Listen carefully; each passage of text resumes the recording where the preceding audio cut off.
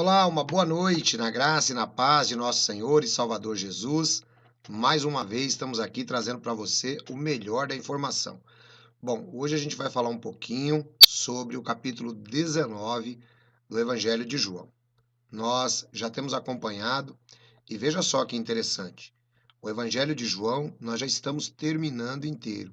Se você é novo aqui no canal, eu recomendo que você dê uma olhadinha na playlist ao vivo e você vai encontrar todos os episódios aí do Evangelho de João, inclusive dando destaque à divindade de Jesus, tá bom? Você vai entender por que João ele escreveu sobre Jesus da maneira como ele escreveu, chegando o seu Evangelho a ser considerado como não sinótico, né? Diferente de Mateus, Marcos e Lucas. Tudo isso a gente vem considerando aqui, sempre trazendo atenção ao foco, né? Quando a divindade de Jesus é ressaltada dentro da sua humanidade, a gente traz a atenção para você, para que você possa fazer a comparação. Então Pilatos mandou açoitar Jesus, os soldados teceram uma coroa de espinhos e a puseram na cabeça dele. Vestiram-no com uma capa de púrpura e, chegando-se a ele, diziam: Salve o rei dos judeus! E batiam-lhe no rosto.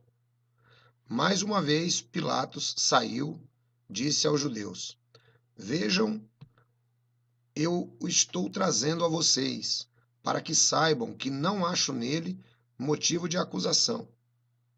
Quando Jesus veio para fora, usando a coroa de espinhos e a capa de púrpura, disse-lhe Pilatos: Eis o homem.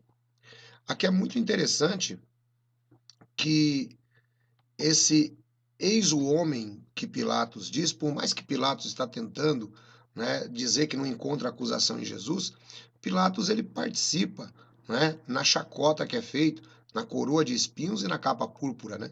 Afinal de contas, ele tenta fazer de Jesus um espantalho, né, de um imperador romano, né, que ele sabia muito bem que aquilo era o traje de um rei, uma coroa e uma capa púrpura. Portanto, Pilatos o apresenta e diz: Eis o homem. Né? Eu não achei falta nele, mas já que vocês querem dessa maneira, ou seja, né, é aquele velho golpe da política da boa vizinhança. Pilatos sabe muito bem que ele não poderia deixar criar uma revolta entre os judeus. Né? Afinal de contas, inclusive o período ali é a Páscoa, e se ele deixa que isso aconteça, vai parecer às autoridades romanas que ele é uma pessoa incapaz, ele não consegue resolver os problemas provinciais. Mas ele vai trazendo aí, fazendo a vontade do povo. Ao vê-lo, os chefes dos sacerdotes e os guardas gritaram: Crucifica-o! Crucifica-o! Mas Pilatos respondeu: Levem-no vocês e crucifiquem-no. Quanto a mim, não encontro base para acusá-lo. Os judeus insistiram: Temos uma lei, e de acordo com essa lei, ele deve morrer, porque se declarou filho de Deus. Gente, olha só que interessante, né, a acusação que eles estão fazendo contra Jesus. Né? Olha a acusação que eles estão fazendo contra Jesus. Ele deve morrer porque se declarou ser filho de Deus. Vejam que os fariseus, os saduceus, conforme nós já acompanhamos no capítulo 5, já acompanhamos no capítulo 8, já acompanhamos no capítulo 10, já acompanhamos no capítulo 18, eles sabem muito bem que declarar-se filho significa ter a mesma natureza de Deus. Notem como isso é interessante. Tanto é que você não vê esse tipo de expressão, né, no Antigo Testamento com essa frequência que está aparecendo aqui no Evangelho de João. Jesus está se declarando filho de Deus e, portanto, Deus Filho. Essa que é a ideia do texto aqui. Bom, mas olha só que legal. Ao ouvir isso, Pilatos ficou ainda mais amedrontado e voltou para dentro do palácio e então perguntou a Jesus: De onde você vem? Mas Jesus não lhe deu resposta. O Pilatos ficou com medo. Afinal de contas, ele sabe exatamente o que aquela declaração dos judeus quer dizer. Ele sabe disso daí. Você nega falar comigo? Disse Pilatos. Não sabe que eu tenho autoridade para libertá-lo e para crucificá-lo? Jesus respondeu: não terias nenhuma autoridade sobre mim, se esta não te fosse dada de cima. Por isso, aquele que me entregou a ti é culpado de um pecado maior. Daí em diante, Pilatos procurou libertar Jesus, mas os judeus gritavam: Se deixares esse homem livre, não és amigo de César.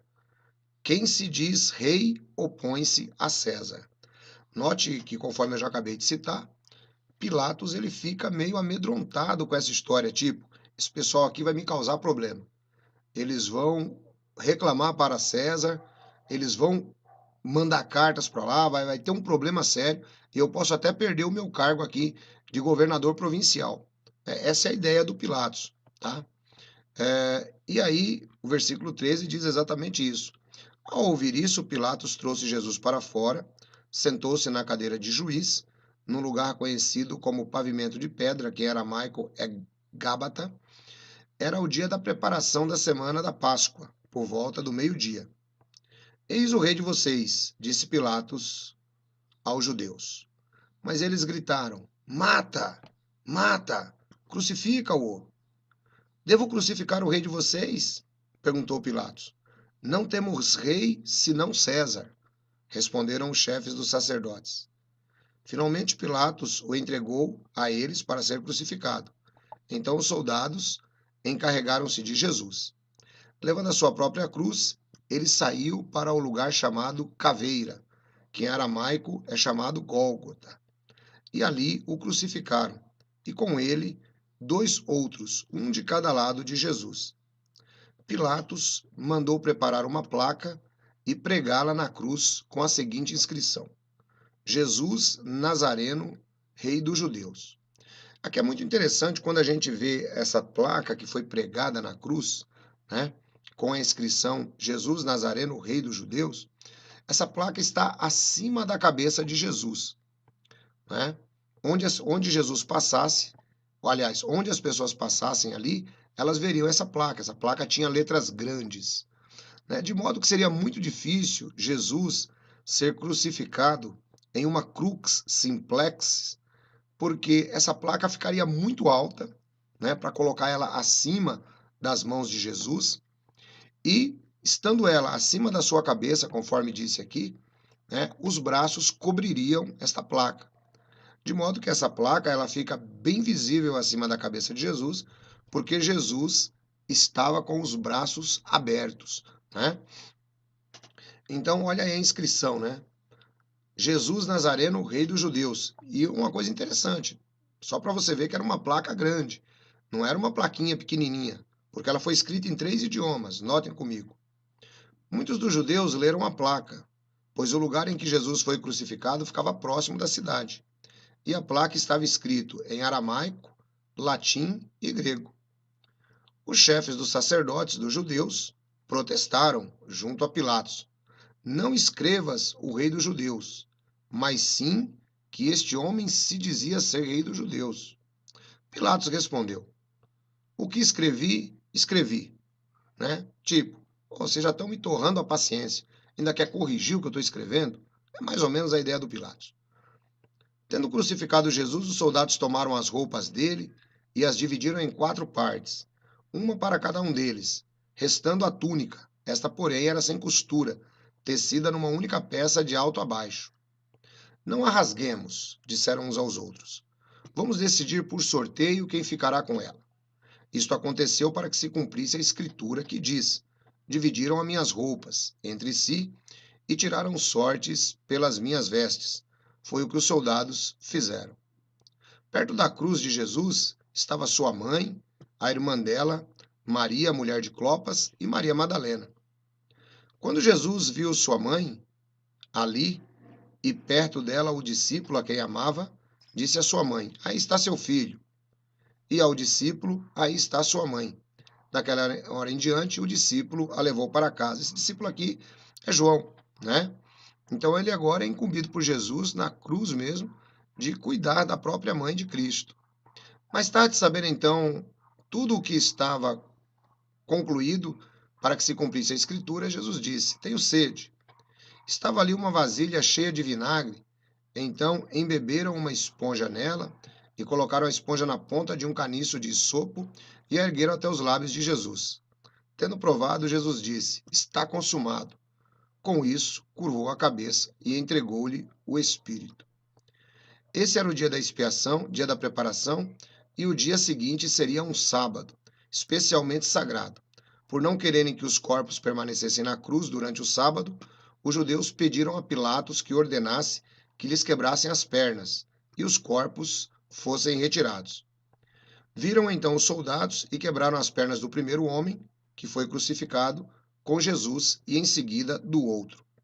Mas quando chegaram a Jesus, percebendo que já estava morto, não lhe quebraram as pernas.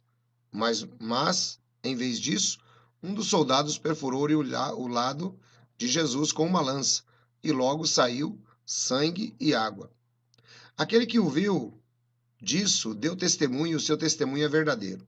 Ele sabe o que está dizendo, é a verdade, e dela testemunha para que vocês também creiam. Nessas coisas aconteceram para que se cumprisse a Escritura. Nenhum dos seus ossos será quebrado.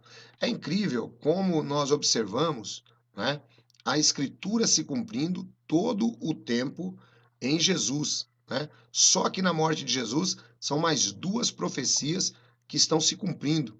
Né? E o apóstolo João, ele faz questão de mencionar. E como diz a Escritura no outro lugar, olharão para aquele que traspassaram. Aqui é uma citação clara de Zacarias e depois feita pelo próprio apóstolo João, lá no livro do Apocalipse, capítulo 1, versículos 7 e 8. Depois disso, José de Arimateia pediu a Pilatos o corpo de Jesus.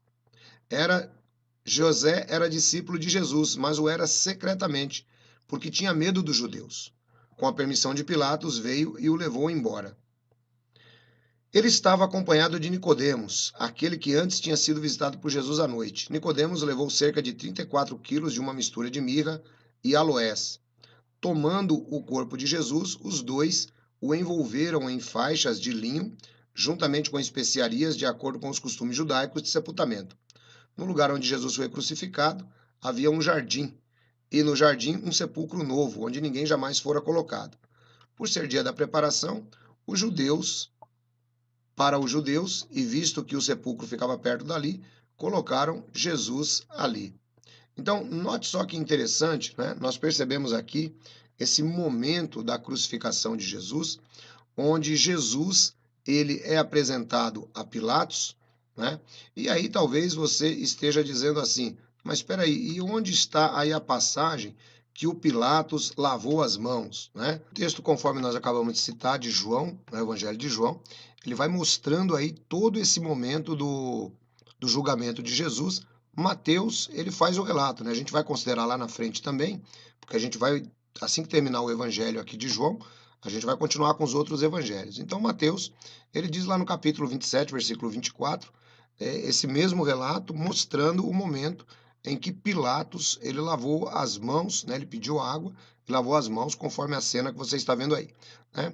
Alguns às vezes podem dizer, puxa vida, mas por que o João não relatou isso? Bom, o Mateus relatou, né, e é interessante que um evangelho, conforme nós dissemos, ele vai completando o outro. E aí está a famosa declaração do Pilatos. Para mim, esse homem é inocente. Vejam que no Evangelho de João, o Pilatos ele falou durante algumas vezes: olha, para mim esse homem é inocente, para mim esse homem é inocente, eu não quero crucificar ele. Mas os judeus disseram: não, caia o sangue dele sobre nós. Lá em Mateus 27, você pode dar uma olhadinha, está bem claro também esse pedido dos judeus, né, coisa que eles não fazem aqui diretamente no Evangelho de João. Tá bom? Então eu espero que tenha sido de proveito para você. Agora vamos dar uma olhadinha lá no canal JWR. Se você não está inscrito aqui nesse canal, se inscreva. Eu tenho certeza que vai ser uma bênção na sua vida, tá bom? Deus abençoe todos vocês, um grande abraço, estejam todos na graça e na paz de Jesus.